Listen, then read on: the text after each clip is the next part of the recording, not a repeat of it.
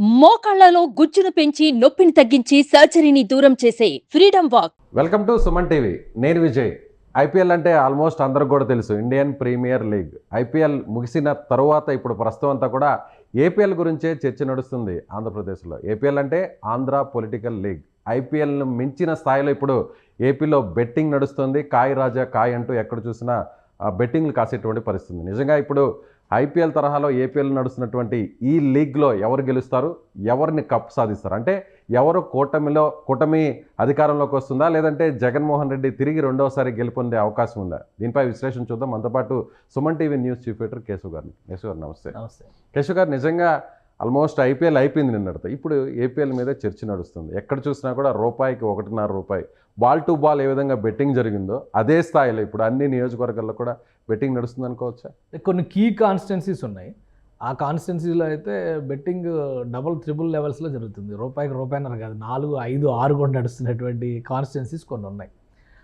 అంటే ఇప్పుడు ఒకటే ఆంధ్రప్రదేశ్ పొలిటికల్ లీగ్ అనే దానికి అంత అటెన్షన్ రావడానికి కారణం ఏంటంటే, ఎవరి వైపు స్పష్టమైనటువంటి మెజారిటీ లేదా ఎవరి వైపు స్పష్టమైనటువంటి షిఫ్ట్ అంటే ఓటింగ్ షిఫ్ట్ అనేది ఉంటుంది అనేటువంటి దాని మీద ఎంత పెద్ద సర్వే సంస్థలు కూడా చెప్పలేకపోతున్నాయి.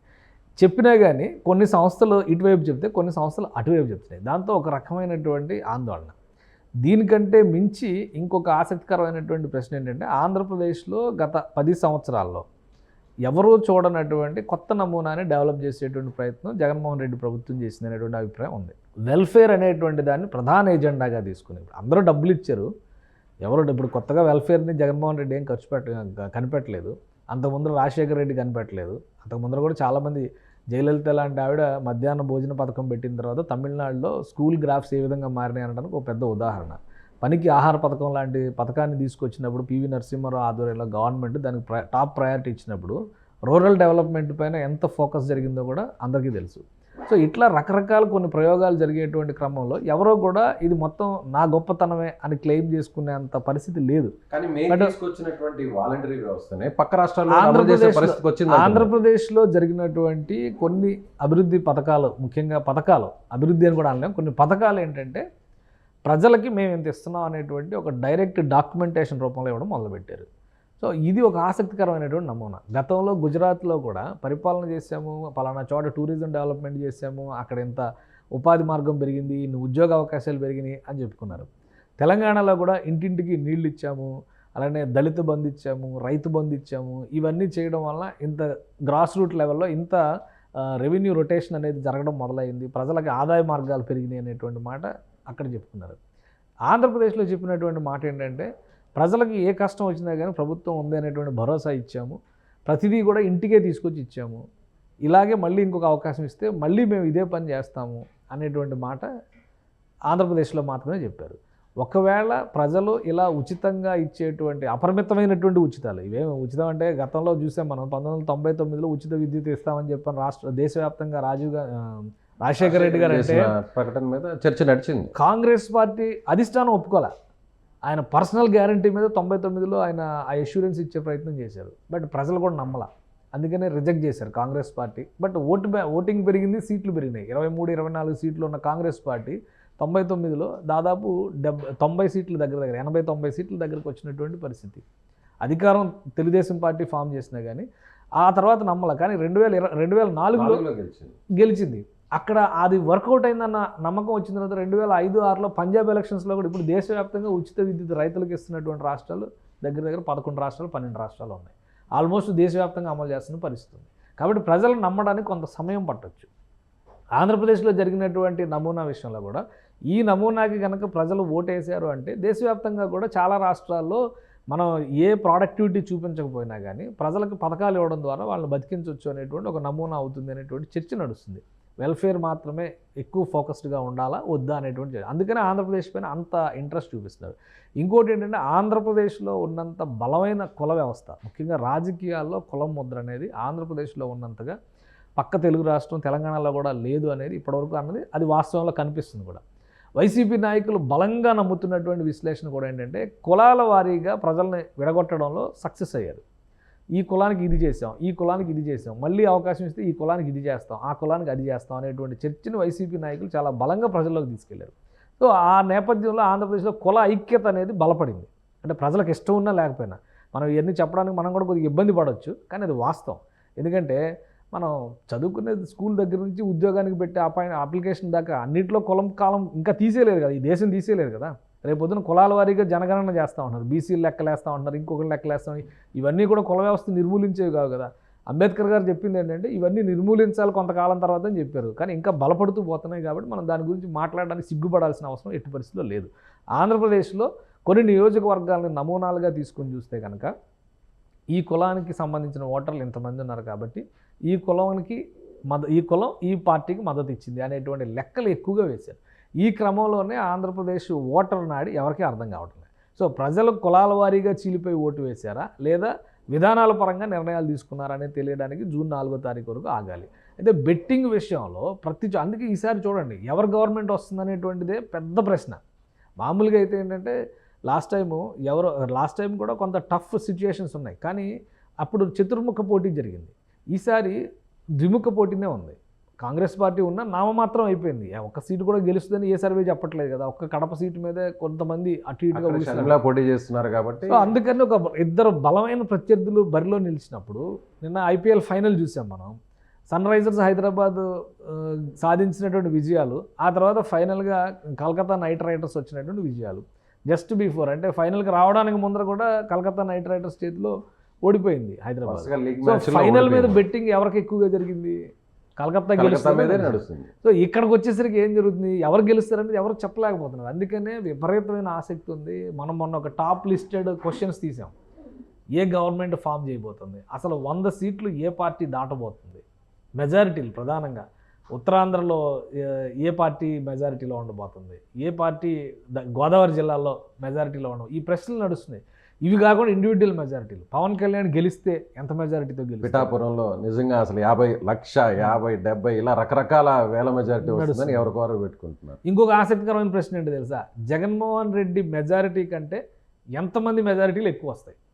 అది కూడా ఆంధ్రప్రదేశ్లో. ఎందుకంటే లాస్ట్ టైం జగన్మోహన్ రెడ్డిదే భారీ మెజారిటీ ఉంది. కొంతమంది మిగతా వాళ్ళు ఆయనకంటే కూడా ఉన్నాయి, 1-2 ఉన్నాయి. కానీ ఈసారి జగన్మోహన్ రెడ్డి మెజారిటీ మీద ఎందుకు ఎక్కువ ఫోకస్ చేస్తున్నారంటే కడపలో జరిగినటువంటి fight Sharmila versus Jagan family. ఈ ఫ్యామిలీ ఇష్యూ షర్మిల అక్కడ రావడం వల్ల జగన్మోహన్ రెడ్డి మెజారిటీ తగ్గే అవకాశాలు ఉన్నాయనేది. కడప పార్లమెంటు వైసీపీ ఓడిపోతుందా గెలుస్తుందా, ఇది కూడా బెట్టింగ్ అంశం. సో ఇట్లాగా చాలా అంశాలు. అలాగే కుప్పంలో కూడా మెజారిటీ ఎంత వస్తుంది? మంగళగిరిలో ఈసారి ఖచ్చితంగా గెలుస్తారా? గెలిస్తే ఎంత మెజారిటీ వస్తుంది? ఒకటి, ఇప్పుడు ప్రధాన ప్రతిపక్ష నాయకులు పోటీ చేస్తున్నటువంటి 3 నియోజకవర్గాలు, 4 నియోజకవర్గాలు లెక్కేయాలి మనం. కానీ 4వ నియోజకవర్గం పైన బెట్టింగ్ పెద్దగా జరగలేదనేది ఇంటర్నల్గా వస్తున్నటువంటి రిపోర్ట్. అదేంటంటే హిందూపురం కాన్స్టిట్యున్సీకి సంబంధించి బాలకృష్ణ గెలుస్తారనేటువంటి వైసీపీ నాయకులు కూడా ఓపెన్గా చెప్పేస్తున్నటువంటి మాట. లాస్ట్ టైం అంత వేవ్లో కూడా బాలకృష్ణ ఒక్కడ మెజారిటీనే పెరిగింది హిందూపురంలో. సో అందుకని హిందూపురం మినహాయించి చూసినప్పుడు పవన్ కళ్యాణ్ పిఠాపురం నియోజకవర్గం, అలానే మంగళగిరి లోకేష్ నియోజకవర్గం, చంద్రబాబు నాయుడుకి సంబంధించి కుప్పం నియోజకవర్గం. 4వ దాని కింద మనం చూడాల్సి వస్తే పులివెందులు చూడాలి. కానీ పులివెందుల అది సపరేట్ కేసు. ప్రతిపక్ష కేటగిరీలో చూస్తే వీళ్ళ ముగ్గురే బలమైనటువంటి. ఇంకొక ఆసక్తికరమైనది ఏంటంటే కుప్పంలో 1,00,000 మెజారిటీ వస్తుందని చెప్పని చంద్రబాబు నాయుడు టీడీపీ కొంత క్యాంపెయిన్ చేసింది, ప్రచారం చేశారు, చాలా గట్టిగా వర్క్ చేశారు దాని మీద. అలానే పిఠాపురంలో 1,00,000 ఓట్ల మెజారిటీతో గెలుస్తాం అనేటువంటి మాట పవన్ కళ్యాణ్ టీం కూడా గట్టిగా ప్రచారం చేసింది. ఫైనల్గా ఇప్పుడు వచ్చేసరికి ఏంటంటే అక్కడ ఇక్కడ కూడా 60,000 మెజారిటీ కంటే ఎక్కువ వచ్చేటువంటి పరిస్థితి లేదు, వాళ్ళు ఒప్పుకుంటున్నారు. సో ఇది పెద్ద బెట్టింగ్ క్వశ్చన్ అయిపోయింది అనమాట. ఎవరికి ఎక్కువ మెజారిటీ వస్తుంది అంటే ఈ 2 నియోజకవర్గాల్లో. సో ఇవన్నీ ఎప్పుడు పార్టీకి సంబంధించి ఒక వేవ్ స్పష్టంగా ఉంది అనేటువంటి అభ్యర్థి గెలుస్తాడా గెలవడా ఫస్ట్ ప్రైమరీ. ఇప్పుడు ఉంది ఎగ్జాంపుల్. చివరి నిమిషంలో రఘురామకృష్ణరాజును బరిలో నిలిపారు. ఇప్పుడు అక్కడ జరుగుతున్న చర్చ ఏంటంటే రఘురామకృష్ణరాజు అసలు గెలుస్తారా గెలవరా. ప్లస్ కలవపూడి శివ అక్కడ రెబల్ క్యాండిడేట్గా ఉన్నాడు. ఆయన తెలుగుదేశం క్యాండిడేట్, అంతకుముందు 2 సార్లు ఎమ్మెల్యేగా గెలిచిన వ్యక్తి. 2019 ఎలక్షన్స్లో ఆయన్ని ఎంపీగా కంటెస్ట్ చేసి ఇదే రఘురామకృష్ణరాజు మీద ఆయన నరసాపురం ఎంపీగా తెలుగుదేశం అభ్యర్థిగా 2019లో పోటీ చేశాడు. ఈయనేమో వైసీపీ నుంచి గెలుపొందాడు. సో ఇప్పుడు ఆయన అక్కడ రెబల్ క్యాండిడేట్గా ఉన్నాడు. అసలు లోకల్ సిట్టింగ్ ఎమ్మెల్యేగా అంటే లాస్ట్ టైము మంత్రి రామరాజుకి ఇచ్చారు టికెట్, ఇతను పక్కకు జరిపినాడు. అంటే కలవపూడి శివరామరాజు, కలవపూడి శివ అంటారు. ఆయనని పక్కకు జరిగినప్పుడు ఆయన బంధువర్గంలోని వ్యక్తి ఈయన కూడా ఆయనకి ఇచ్చారు. ఈసారి వీళ్ళిద్దరి మధ్య పోటీ ఉంది. మాకు టికెట్ తెలుగుదేశంలో గొడవ నడిచింది. సో మధ్యలో ఎటు కాకుండా తెలుగుదేశం టికెట్ రఘురామకృష్ణరాజు తీసుకున్నారు. ఈ చీలిక అనేది ఎంత ప్రభావం చూపిస్తుంది, గెలుస్తారా గెలవరా? సో ఇవన్నీ బెట్టింగ్లో ఉండేటువంటి ప్రాక్టికల్గా ఎవరికి ఎంత బలం ఉంది, ఎవరికి ఎన్ని బలహీనతలు ఉన్నాయి, ఆ బలహీనతల వలన ఎంతవరకు కోల్పోతారు, వీటి మీద ఎక్కువ బెట్టింగ్ జరుగుతుంది. దగ్గర కొన్ని సర్వే సంస్థలు చెప్తున్న లెక్కల ప్రకారం అయితే 6,000 కోట్ల రూపాయల బెట్టింగ్ ఆంధ్రప్రదేశ్లో, ఓన్లీ ఆంధ్రప్రదేశ్లో జరుగుతున్నటువంటి వీటిలోనే 6,000 కోట్ల రూపాయల వరకు బెట్టింగ్ నడుస్తున్నట్టుగా చెప్తున్నారు. సో ఒకవేళ అది నిజమై ఉంటే కనుక ఇది ఇంకోటి ఏంటంటే ఇది ఐపీఎల్ బెట్టింగ్ లాగా డైరెక్ట్ బుకీస్ ద్వారానో అంత ప్రాక్టికల్గా అలానే ఒక సిస్టమేటిక్ కొన్ని యాప్స్లో కూడా అప్లికేషన్స్లో కూడా చూశాను సార్. ఐపీఎల్ మిగిలిన గేమ్స్కి ఏ విధంగా అయితే బెట్టింగ్ నడుస్తుందో ఎలక్షన్ మీద కూడా యాప్లో కూడా బెట్టింగ్ నడుస్తుంది. ఇప్పుడు అంటే అది వాళ్ళకు ఉన్నటువంటి పర్మిషన్స్ ఇచ్చే వాళ్ళు పెడుతూ ఉండొచ్చు. బట్ ఇవి ఇండివిజువల్గా కూడా ఏ నియోజకవర్గంగా ఆ నియోజకవర్గంలో ఎవరు గెలుస్తారంటే వాళ్ళు పందాలు వేసుకోవచ్చు, మధ్యవర్తి దగ్గర డబ్బులు పెట్టవచ్చు, చేయొచ్చు. అంటే ఇవన్నీ కూడా అనాథరైజ్డ్గా జరిగాయి. సో ఒక ఆథరైజ్డ్గా వేసేటువంటి క్యాలిక్యులేషన్ ప్రకారం చూస్తేనే 6,000 కోట్ల బెట్టింగ్ అంటారు. ఈ మిగతా ఇవన్నీ చూస్తే ఎట్లా ఉంటుంది అనేది మనం ఊహించలేము. ఏదైనా ఆంధ్రప్రదేశ్లో ప్రజలకు సంబంధించినటువంటి భవిష్యత్తు ఏ విధంగా ఉంటుంది అనేది ఒక అంశం అయితే, ఆంధ్రప్రదేశ్లో రాజకీయం పతాక సన్నివేశానికి వెళ్ళిపోయింది. లాస్ట్ టైం ఈ ఎలక్షన్స్లో కూడా చాలా ఖర్చు పెట్టారు. నియోజకవర్గానికి 5,000, 6,000 కొన్ని నియోజకవర్గాల్లో ఓటర్కి ఇచ్చినటువంటి పరిస్థితి ఉంది. జాతీయ చాలా ఎక్కువ ఖర్చు పెట్టారు, మంగళగిరిలో ఖర్చు పెట్టారు, అన్నిటికంటే పిఠాపురంలో ఎక్కువ ఖర్చు పెట్టారు. ఓటుకి 5,000, 6,000 పోటాపోటీగా ఖర్చు పెట్టారు. ఎందుకంటే వాళ్ళు 1000 ఇస్తే వీళ్ళు కనీసం 1000 ఇవ్వాలి లేదా 1,500 ఇవ్వాలనేటువంటి పోటీతో వెళ్ళినటువంటి పరిస్థితి. ఉత్తరాది రాష్ట్రాల్లో అయితే ఇట్లా డబ్బు ఇచ్చి ఓటు వేయించేంత ప్రెషర్ అక్కడైతే ఇంకా లేదు. కానీ దక్షిణాది రాష్ట్రాల్లో ఆంధ్రప్రదేశ్ అది కూడా ఒక పీక్ స్టేజ్కి వెళ్ళింది. మిగతా రాష్ట్రాల్లో తమిళనాడు వెళ్ళాను సార్ నేను. వెళితే అక్కడ వాళ్ళు ఒకటే అంటున్నారు, మీ అంత దరిద్రమైన పాలిటిక్స్, ఏపీలో ఉన్న దరిద్రమైన పాలిటిక్స్ మేము చూడట్లేదని సామాన్య వ్యక్తులు మాట్లాడుతున్నారు. ఇక్కడ మాకు ఓట్లకు డబ్బులు ఇవ్వరు, మీకు ఇచ్చినటువంటి స్థాయిలో మాకు ఇవ్వరు. కేరళలో అయితే మరీ చీప్గా చూసేటువంటి పరిస్థితి ఉంది. నిజంగా కేరళ ఎక్కడ కూడా డబ్బులు తీసుకోరు, ఇవ్వరు అంటున్నారు. అంటే ఒకటి ఇప్పుడు అక్కడ ఉన్నటువంటి రాజకీయ నాయకుల మీద కూడా ఆ బాధ్యత ఉంటుంది ఒకటి. రెండోది ఆ పార్టీల పరంగా ఉన్నటువంటి సంస్కృతి. గతంలో తమిళనాడులో చూసినటువంటి డిఎంకే వర్సెస్ ఏఐడిఎంకే దేశంలో ఎవరు కూడా చూడలేదు. సో అప్పుడు ఎక్కువగా ఇచ్చే పరిస్థితి, బహుమతి అధికారికంగా ఇచ్చేవాళ్ళు. వాళ్ళు టీవీలు, కలర్ టీవీలు అనౌన్స్ చేస్తే, ఇప్పుడు కలర్ టీవీలు స్కామ్ అదే కదా జయలలితకి చుట్టుకుంది. ఒకరు ఇది అనౌన్స్ చేస్తే ఇంకొకరు అది. ఆ పోటీ అప్పుడు ఆల్రెడీ చూసేసారు. అది 1990 తగ్గింది, అక్కడ 90 తగ్గింది. ప్లస్ ఈసారి స్టాలిన్ వచ్చి తీసుకొచ్చిన గొప్ప రిఫార్మ్ ఏంటంటే వాటన్నిటినీ వదిలేసి గతంలో జయలలిత గవర్నమెంట్ తీసుకున్న ఆమె ఫోటోతో ఉన్నవి కూడా స్కూల్ బ్యాగుల దగ్గర నుంచి చాలా వరకు ఆయన యాజ్ ఇట్ ఈస్గా డిస్ట్రిబ్యూట్ చేశారు. క్యాంటీన్స్ కావచ్చు, ఆ పేర్ల విషయంలో కూడా అసలు ఆయన ఇప్పుడు మొన్న తీసుకున్నటువంటి కొన్ని నిర్ణయాలు కూడా కరుణానిధి పేరు పెట్టొచ్చు కదా, ఒక్కదానికి కూడా పెట్టలేదు ఆయన. సో అది చాలా ప్రోగ్రెసివ్ మైండ్తో చేసుకునేటువంటి నిర్ణయం. దానికి యాక్సెప్టెన్స్ ఎలా వస్తుంది, ఒకవేళ ప్రజల నుంచి రివర్స్ మెసేజ్ వచ్చింది అనుకో అప్పుడు వేరేగా ఉంటుంది. ఆంధ్రప్రదేశ్లో అది లేదు కదా. ఇప్పుడు చంద్రబాబు నాయుడు గారు కూడా అంతకు ముందర గవర్నమెంట్ ఉన్నప్పుడు సీఎం రిలేటెడ్ సీఎం యువశక్తి పథకం, ఇట్లాంటి జన్మభూమి, నీరు మీరు ఇట్లాంటివి పెట్టారు. లాస్ట్ టైం ఏమైంది, 2014లో చంద్రన్న బీమా, ఆయన కూడా చంద్రన్న కానుక తీసుకొచ్చారు. ఆయన పేరు జగన్మోహన్ రెడ్డి గారు ప్రతిదానికి ఇంకా ఆయన పేరు లేదంటే వాళ్ళ నాన్నగారి పేరు. ఎవరు సొమ్ము ఎవరు పెడుతున్నారు అనేది ఇది ఒక విచిత్రమైన సంస్థ. కేంద్ర పథకాలకు సంబంధించిన వాటికి కూడా ఇక్కడ వీళ్ళ పేర్లు పెట్టినటువంటి ఇంకా కేంద్రం నుంచి ఆ స్థాయిలో ఇంకా లేదు కాబట్టి కొంతవరకు ఉపశమనం. లేదంటే ఇక ఇప్పుడు ఉన్న పేర్లు కూడా తీసేస్తున్నారు కదా, పాత పేర్లు. ఇప్పుడు అదే కదా మొన్న యూనివర్సిటీకి ఉన్న ఎన్టీఆర్ పేరు, యూనివర్సిటీ పేర్లు మార్చేసి, విదేశీ విద్యా పథకాల పేర్లు మార్చేసి, అంబేద్కర్ పేరు మార్చేసి, అంబేద్కర్ పేరు పెట్టారంటే అక్కడ ఒక రిలవెన్స్ ఉంది. ఎందుకంటే అంబేద్కర్ అంత నిరుపేద దళిత కుటుంబం నుంచి వచ్చినటువంటి వ్యక్తి. ఆయన చదువుకోవడానికి ఒక మహారాజు సాయం చేస్తే ఆయన విదేశాలకు వెళ్ళి మరి చదువుకొని వచ్చిన వ్యక్తి ఆయన. సో ఆ ఇన్స్పిరేషన్తో ఇక్కడ ప్రభుత్వమే సాయం చేస్తుందని అంబేద్కర్లా మీరు చదువుకుంటారు నాయన అని చెప్పి ఒక పేరు పెట్టారు. అంబేద్కర్ పేరు తీసేసి దానికి కూడా జగనన్న విదేశీ విద్య అని పెట్టారు. సో ఇవన్నీ ప్రజలు ఇచ్చేటువంటి ఇప్పుడు రేపు ఇవ్వబోయేటువంటి జడ్జిమెంట్ మీద ఆధారపడతాయి. అందుకనే ఎక్కువ దేశవ్యాప్తంగా ఈ చర్చ నడుస్తుంది. డబ్బులు ఇచ్చేటువంటి సంస్కృతి ఈరోజు వీళ్ళు మొదలుపెట్టింది కాదు, ఆల్రెడీ లాస్ట్ 20 ఏళ్ళ నుంచి 30 ఏళ్ళ నుంచి నడుస్తున్నదే. అంతకు ముందర లేదు. అంతకు ముందర ఏంటంటే బతిలాడుకుని ఇళ్ళకు వచ్చి వెహికల్స్లో పెట్టి ఈసీ తీసుకొచ్చినటువంటి కొన్ని నిబంధనల్ని రాజకీయ నాయకులు వాళ్ళ అవసరాలకు అనుగుణంగా మార్చుకున్నారు.